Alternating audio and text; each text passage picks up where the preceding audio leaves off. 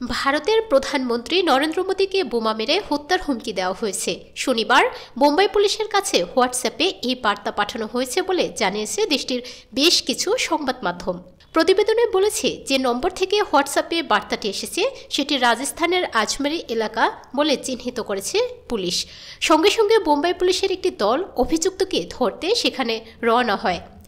ভারতের সংবাদ সংস্থা পিটিআই জানিয়েছে ওই বার্তায় পাক গুপ্তচর সংস্থা আইএসআই এর নাম উল্লেখ রয়েছে। বোমা বিস্ফোরণ ঘটিয়ে মোদিকে মারার পরিকল্পনার কথা বলা হয়েছে। তদন্তকারীরা প্রাথমিকভাবে মনে করছেন অভিযুক্তের মানসিক সমস্যা থাকতে পারে অথবা মাতাল অবস্থায় এই মেসেজ করে থাকতে পারেন, তবে এ নিয়ে তদন্ত করে দেখা হচ্ছে।